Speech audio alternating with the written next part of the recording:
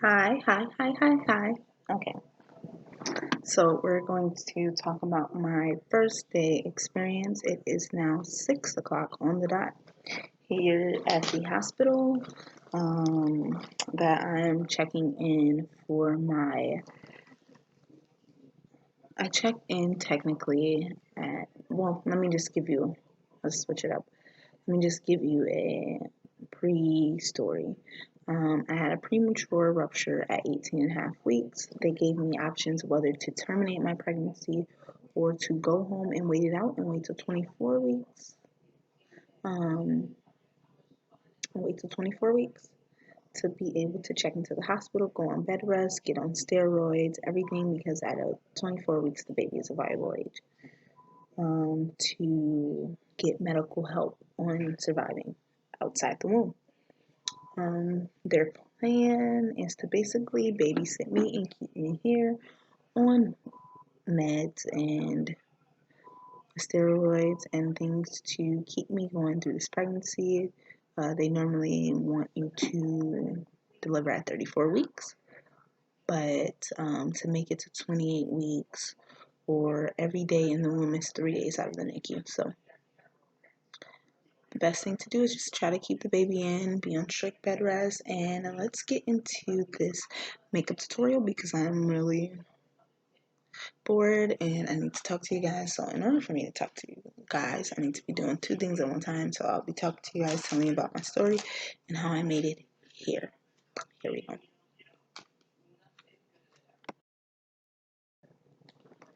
So I have put everything in Ziploc bags as far as my makeup goes. So when I prepared myself for this day, let's do this, okay? When I prepared myself for this day, I Googled everything that I was going to need to do or need to have when I go to the hospital on preterm labor, like on bed rest, because I knew I was going to be here for a while. That's what I'm counting on, is for a while, is for my baby to be able to make it the full way. And what's better than to start a vlog while I'm at it? Perfect, right? So, got my little mirror.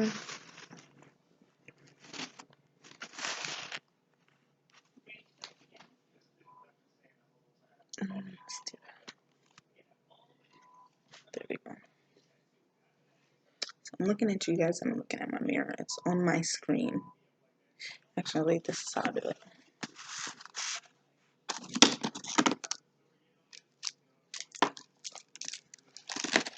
Here we go.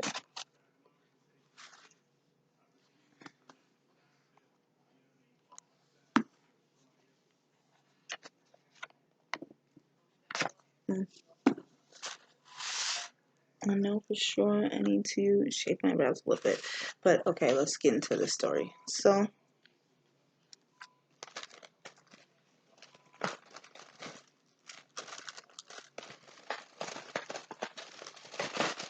bear with me because I know if you're a mother like me and you're frantic because you don't know what's going on with you or your body and you really want to know and you need some advice, trust me, I know.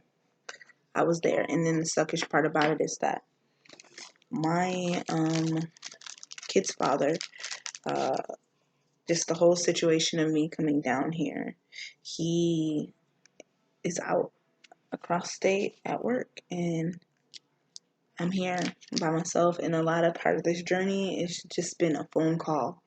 He's been the only way that I can get in touch with him is through a phone call. So it's been very hectic because I think out of one time throughout this journey, he has got to be to one ultrasound, and that was him coming for a break. So it's really sad.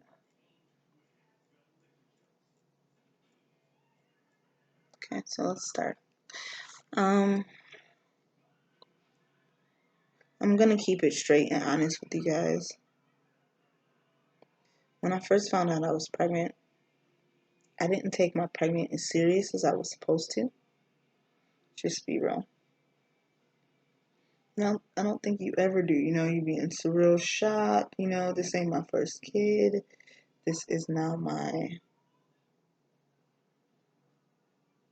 This is my 6th kid, 7th pregnancy, 6th kid. My first kid had a miscarriage. I have 4 girls, and this will be I have 4 girls and a boy, so this will make 4 girls, 2 boys, so this will make 6 kids. I know I'm 27, but just because I have kids already doesn't mean I don't care about the life that's in me, you know.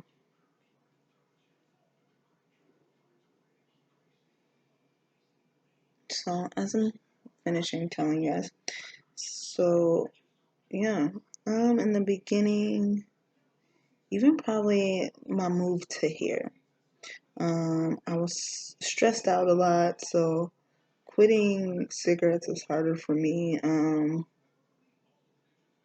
Just a lot of things. I didn't take it that serious at first, because I'm stressed out. I'm moving. I'm going through a lot of things on my own, and everybody knows about personal life. Personal life gets hectic, so you get the gist. So I didn't take it serious, but I always knew that I cared for this baby, and I asked God for this baby, to give to my kid's father. He really wanted a kid. I felt like this would change his life for the good. He talked about it way more than I did, per se, as far as a baby went. And I felt like, what's better than to give the man I love a baby? That's the best gift that you can give. So I did it. And what do you know? We got pregnant in an instant. You guys, like, in an instant. I'm here. I'm here. Okay, now we resumed.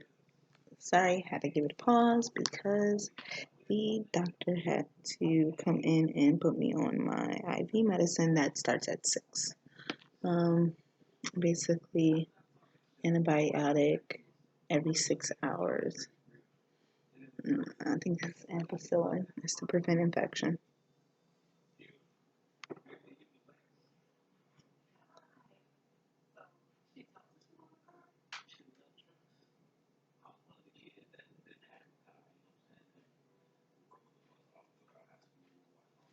So, back to what I was saying. Yeah, I totally didn't expect it. So as I am moving down here, I moved from Texas and I moved to South Carolina temporarily with my sister. And when I get there to South Carolina, the next day I wake up, I'm bleeding, like profusely, like all over the place. I give my child's father a call and I tell him like, hey, I'm bleeding, I'm going to the hospital, all of that. And I've been bleeding, y'all, I was bleeding for a whole month, okay? Like, I was still bleeding when I came here to Vegas, okay? And literally, it's been just hectic, if you guys don't even understand. And when I went to that emergency room, they were like, oh, it's normal. I mean, they didn't even give me a vaginal check, you know what I mean? They just were like, checked ultrasound, my cervix didn't break, hey, didn't even care, And I knew then that my labor was going to be a long one. It was going to be horrible.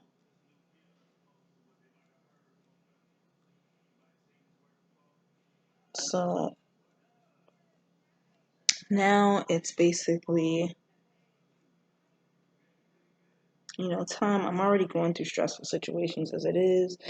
My child's father wants me to come to Vegas because he had got a job opportunity.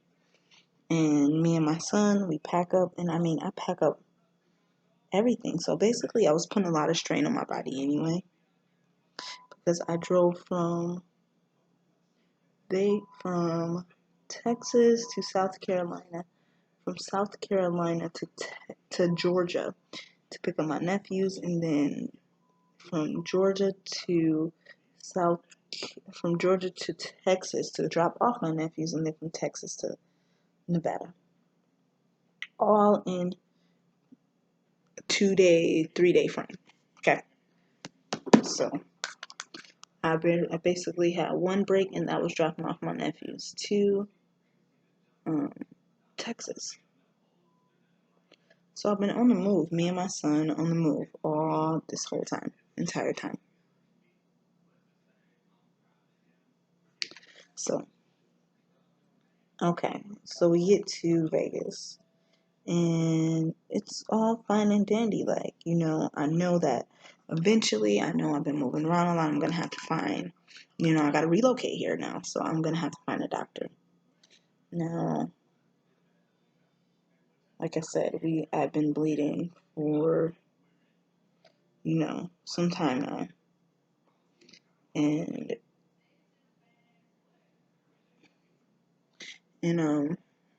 I stopped bleeding. Like, I just was spotting. And at this point, it's like, okay, yep. Sorry, I know I paused. So at this point, I stopped spotting all of that, and I was concerned, I just wanted to know what was going on with the baby. So I find out that the baby was fine. I go to the emergency room. I tell them, like, look, the situation, I fabricate this whole story like I'm still spotting, whatever, just because I don't have a OBGYN at the moment. So we get to the point where they're just like, okay, they found out that I had like a urinary tract infection. They gave me what I needed, and I went on about my way. So, which that's normal in pregnancy, so don't stress if you have one. But do get it handled, because it could be something that causes preterm labor. So, now things get real. My child's father goes off to the opposing state to where his training is at, and I'm here by myself. We're on the phone one day, we're talking. Sorry.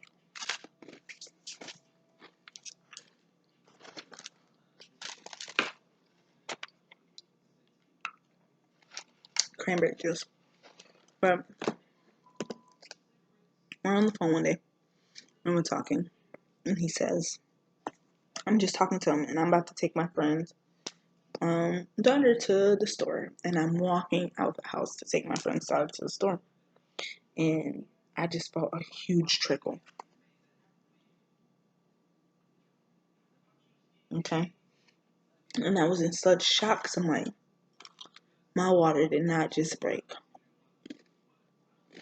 And as I say that, I just started gushing everywhere. So I'm nervous. I changed my pants like 3 times. I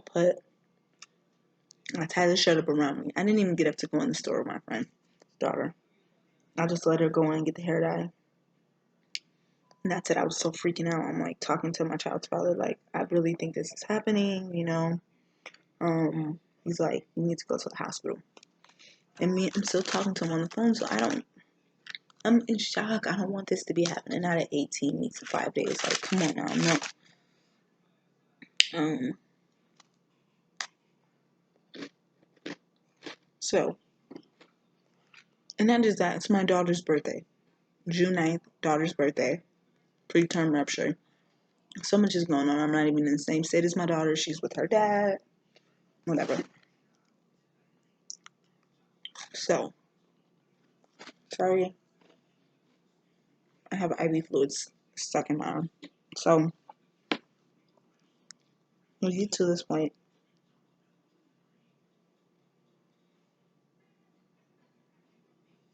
And at this point now, I have soaked through seats. I have soaked through everything. I'm on the phone with him outside. I'm afraid to go in the house. Like, I'm afraid to do anything. As I try to get out the car to go in the house, I'm leaking fluid there. And I just was like, fuck it. I text my friend, like, hey, keep my son. I'm going to the hospital. I think my water broke. I'm going to the hospital, and the doctor is trying to tell me, like, that doesn't look like fluid. I'm like, lady, look, I didn't have water break before. I know this is what it is, you know. If you feel it, go. At the end of the day, the worst they can say is, no, this isn't happening. But even if they say, no, this isn't happening, make sure you get all tests done, okay? Because I've been in a situation like this more than once, mind you. So, okay. So now we're at the point where it's like, I'm in the hospital, and the lady is like, okay, Brandi, I'm going to have the high-risk specialist come in here. You know, I think the liquid is brown. Like, I'll put pictures up throughout this video of what color the liquid was. Okay? Like, the amniotic fluid was brown, like, brown. And I will show you the picture of the towel, too. I had placed a towel there, you know, just so I can show my child's father what's going on, because I've always communicated with my child's father, with what has went on throughout the pregnancy. Mad or not mad, that's just what I've always done.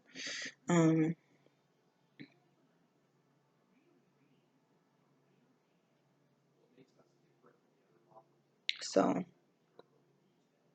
we get to the point where me and the doctor is talking, and she's like, Brandi, what is this? This doesn't look like blood. I'm just trying to figure out what it is, what happened. I'm like, ma'am, this is what happened, you know. How do you know this is that your water broke? Because I know, you know, this ain't my first time, you know. At this point, I'm just telling her, like, look, come on, lady, let's just do what we have to do here. So she has the high-risk doctor come in, the ultrasound tech come in and give me an ultrasound. And, you know, respectfully, the ultrasound tech respectfully off rip comes to me, and she stops in between the ultrasound. She's like, it's not at my discretion to tell you this, but you definitely have had a preterm labor, like a preterm rupture. I'm like, I knew it. And from then, she was respectful. She was like, do you want to know the sex of the baby? I'm like, yes. And that's when I found out physically on my own that it was a boy. And this is something that my child father has been wanting and talking to in existence. So no matter what the situation was at 18 and a half weeks, just for him to find out that his baby was a boy to make him feel happy, that's what I wanted to present, you know? I had faith. God gave him and I what we exactly wanted, a baby boy. You know, I wanted a boy for my son, you know, like for him to have a little brother. This is great, you know. And we don't know what we're going into. All I know is that I ruptured at this point. So now they're like, you know, they're trying to give me the option about like let nature take its course or blah, blah, blah, blah. But they were going to send me upstairs to the labor and delivery unit to check on me, to do other tests or whatever. So they send me upstairs. You know, and send me upstairs and they do the same thing. And they tell me, Brandi, it looks like your water has broke. And I'm like, well, duh. You know, in my head, that's what I'm thinking like. Okay, what's next? Yeah. They gave me the most devastating news there was to give any mother and any father. This is a time for you to make a decision to terminate your pregnancy due to infection, because the risk of infection. You know, and I'm like, okay, what's the other option? You know, like, I can't do that. My baby has a heartbeat. It's still beating. You know, if that's the case, let nature take its course on its own and let the baby, you know, let me lose him on my own. But I'm not gonna take God's job from him. Like, I'm just not gonna do that. So my next option was to wait it out, put me on antibiotics, see what happens in the next 2 days. If I go into labor, then they can't really do much for the baby. Because it's not at a viable age. Like, the lungs wouldn't be able to be premature yet. They were trying to tell me that that's what we risk, is that the lungs wouldn't be premature and that they don't help babies until 24 weeks, technically. So they're going to keep me in the hospital for 2 days, if that's what I choose. Monitor me, and I can make my decision whether or not to go to terminate the pregnancy, basically go into labor and terminate the pregnancy, or go home and wait till 24 weeks. But I must stress to you that that's what they kept telling me, that you are open to infection. So, you could be back here in the next couple days with sepsis, okay? Okay. So now that we got that out the way, I put things in God's hands. I was so devastated I had to call the father and tell him that this is what was happening to his child while he was super far away. Okay? So we're getting to so the first 2 days, it was, like I said, hectic. I'm away from my son. Just all these things are happening. And every doctor that came in there offered me the same option: terminate the pregnancy. To the point, me and the father actually thought about it. Okay, we thought, not to terminate the pregnancy, but we thought that they will, because our baby had a heartbeat, they'll try anything in their power for our baby to live. And I called the nurse in there, and I was like, okay, I made up my mind. I want to have the baby. And then before anything, I was like, but I want to ask questions first. Are you going to help the baby?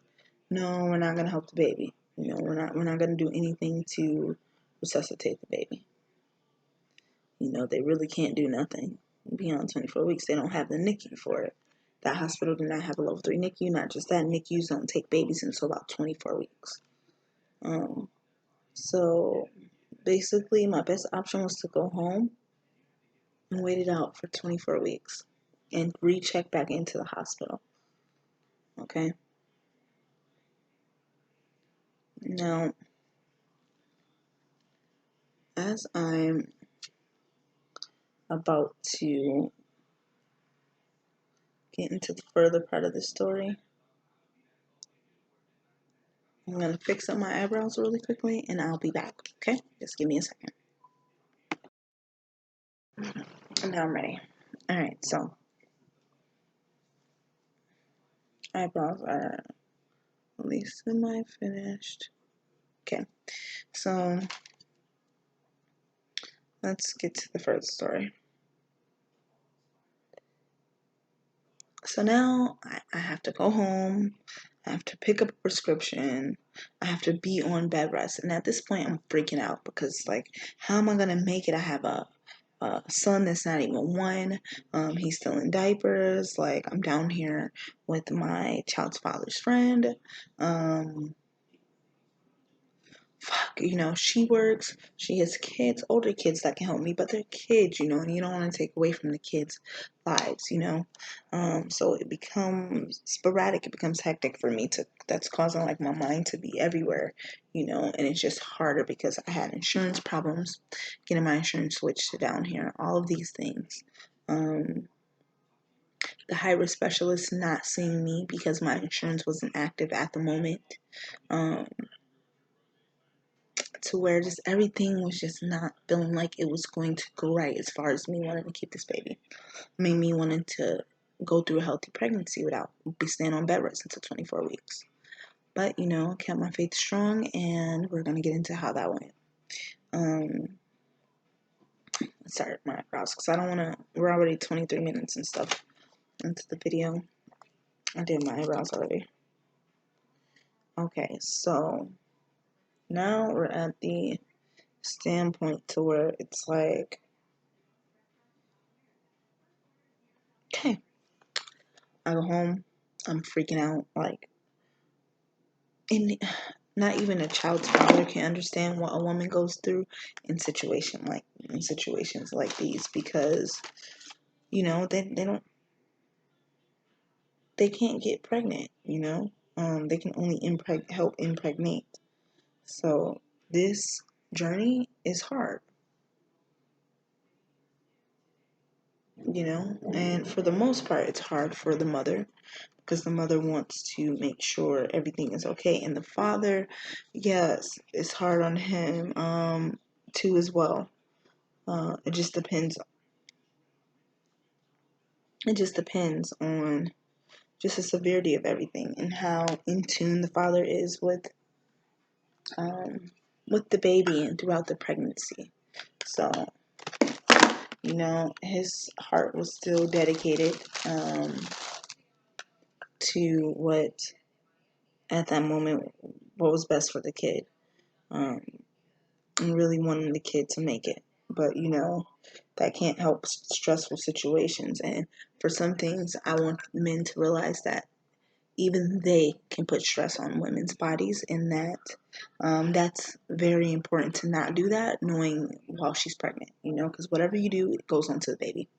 And all of that stress is just not good. It causes high blood pressure. It causes a lot of things. It causes preterm labor. That's another huge thing that you didn't know. So, as I am at home, I'm dealing with all of these stresses, and I'm calling him, and I'm probably stressing him out with it, but who else do I have to talk to? He's a child's father. I'm here alone. I'm expecting to talk to him. I need something reassuring, and sometimes it was reassuring, other times it was, I felt like he just didn't care, That's just being honest. But that's just something you get through as parents, because it's a really stressful time. So, as we are getting towards and closer to these days, things started to work out for me. I got to be able to see a doctor. My insurance went through at last minute. I got to see a high-risk specialist, which was literally last week. So I went 4 whole weeks before seeing a high-risk specialist for this baby to be able to tell me what is going on inside the womb. So I seen the OBGYN twice. I seen and when I tell you guys, I went on bed rest strictly. I got some sunflower pills. It's called I'll put it in the description box. It's called Echinacea or something like that. It's a sunflower vitamin. It helps build the immune system. And then I also did prenatal vitamins every day with lots of fluid, lots and lots and lots of fluid. I ate to try to keep the baby's weight up. So I ate probably 3 to 4 or 5 times a day. Just to try to keep the baby gaining weight in the womb. I was losing fluids on a daily basis, all the time. But yeah, I made it to 24 weeks. They said I had to make it to 24 weeks. Imagine just getting there, and it's that time, and it's like, okay, now I get to go in the hospital. I get to receive steroids, to help my baby's lung mature. I'm giving my baby an actual fighting chance, and I made it those 5 weeks. So don't give up. That's all I have to say, you guys. Don't give up on your baby. If you feel like you can get through it, if you feel like you can make it through, you try whatever you can to do that, because reality versus textbook is so much different. A lot of times these doctors don't see actual miracles happen, So just keep your faith strong. That's my best advice to all of you guys. Let me get into this foundation, and yeah, let's do it.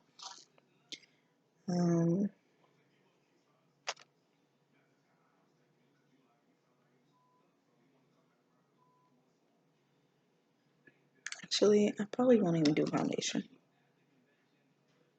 I'll probably just do my eyebrows and my,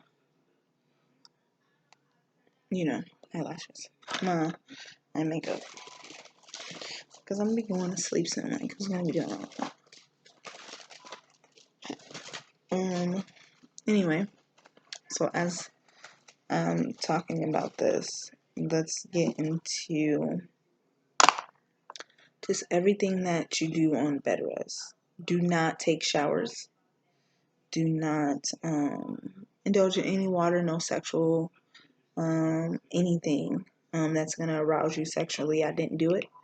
Really try to stay off your feet as much as you can. If you can't, try to do light work. Have strong faith in God. If you're a strong woman like me, I've stayed off of my feet and on them at the same time because I have a little kid. And I like to cook and I like to do those things. And I had to go to appointments. I had to drive myself to appointments at that. So it was basically on me to make sure everything went accordingly. And my child's father, I mean, he made sure I had like the things that I needed, the food, all of that, like just to appease me, you know, and my son. So he did do that to try to make sure that that part was comfortable on me.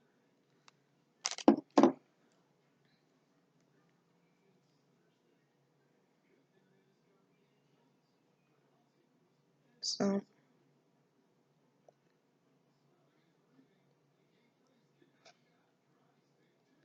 trying to tell you guys, like, just keep your faith.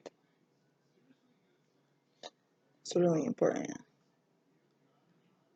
Try to watch Netflix. Like, have good friends to talk to. Like, kids brighten up your day when they're around. You know, like, get some older teenagers. Like, have your older sisters come over to keep you company.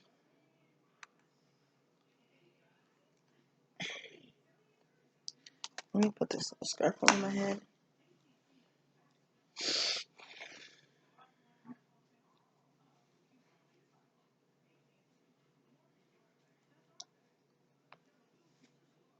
So I don't mess up, get makeup in my hair.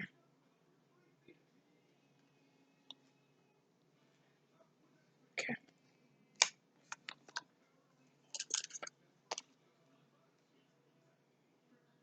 I'm going to give you guys a little tour of my hospital room, too.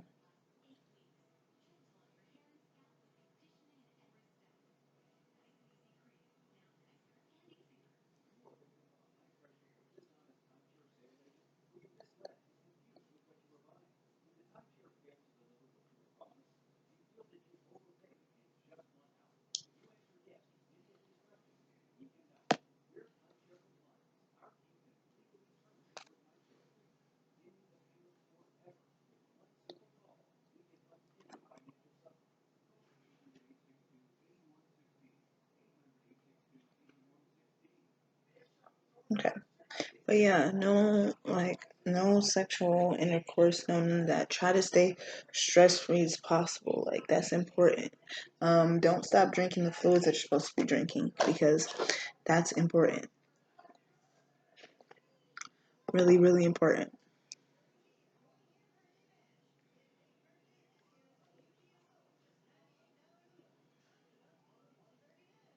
Really, and just having that emotional support is everything. And even if you don't have it, find ways to get it, you know, like find mommy groups. I was on Google, I went on everything in my power to try to keep me good. I mean, my child's father would send me little success stories about people that have had babies, you know, and went through their pregnancies and stuff. So that's something that you need. That's something that's important. So let's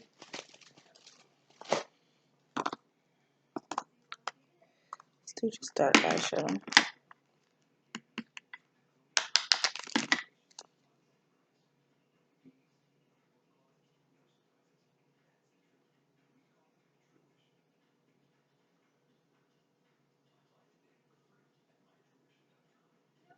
But that's important. Just like keeping that faith like nice and strong, like that's really, really important.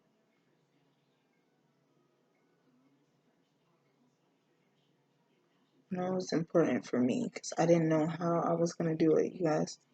Like literally, I think I even cried today. Like I cry every day of this pregnancy because every day I'm just taking it day by day.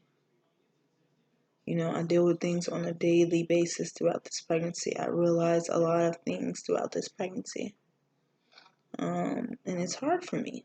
I'm not gonna lie. This has been the hardest that I've had to deal with. Is this pregnancy? This has been one of my hardest pregnancies. But I'm gonna finish this and I'm gonna come back and I'm gonna give you guys. Well, no, how about I just finish this in you guys' face? I'm at 34 minutes and 47 seconds. I'll edit it though so that it's shorter. Cut out some miscellaneous stuff. And yeah, and go through the good pizzazz. But like I was saying, it's just as long as you keep that faith strong, trust me, it's not going to be easy. But when you make it to where I am at, 24 weeks in the hospital, when you make it to that point where you're able to just finally let them medically do something about it, where you're under babysitting watches, like that's when you're like, I made it to this day.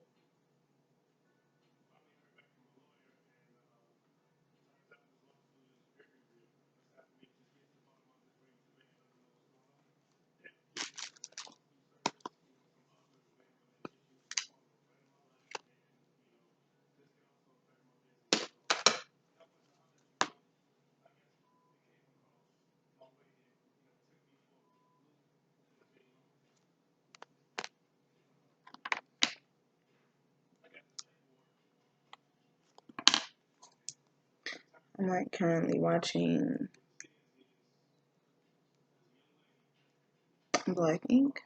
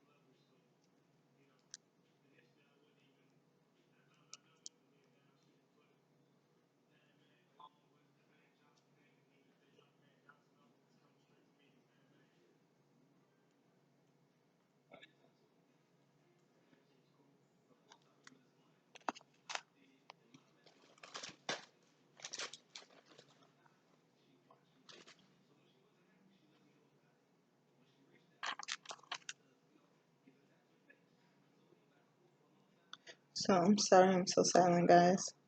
This is new for me. It's hard talking on the camera all the time, full time. But I'm really, really sorry that I'm this silent. But I promise to give you guys for this room and to update you guys on my journey. So right now, as you can see, I'm hooked up to ampicillin in my arm right now. I get it every 6 hours. IV injected, and then after that, so this is 7 days every 6 hours, and then no, this is 2 days every 6 hours, and 7 days orally every 6 hours.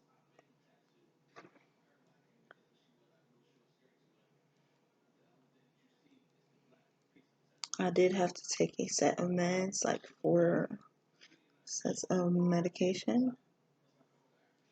In the beginning, I had to get a steroid for the baby's lungs in my left butt cheek. Tomorrow, it'll be in my right, and that happens. They can repeat that again, like 2 weeks from now, if anything.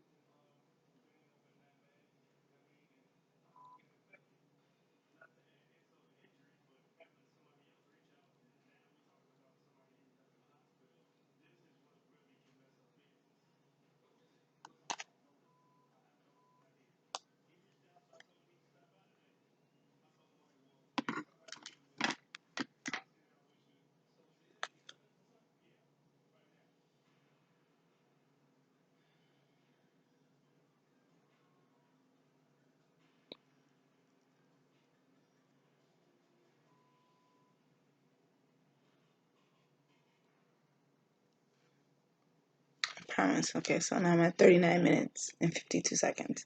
So I've been having you guys on here for about a long time, but I promise you, I know, I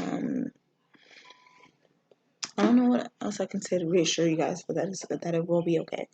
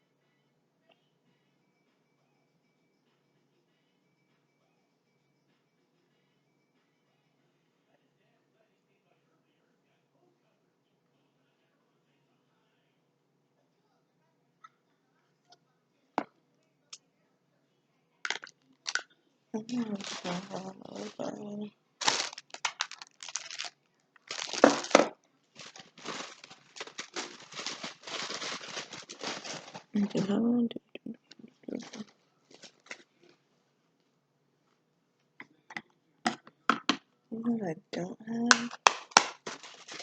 Oh, goodness. Actually, I do have it.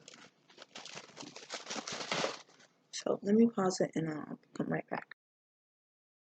Okay, now that I'm back, my face is done, all of that, you guys. I'm actually going to be signing off. I'll see you guys later tonight. But I did say that I was going to do a room tour, so let's get into that.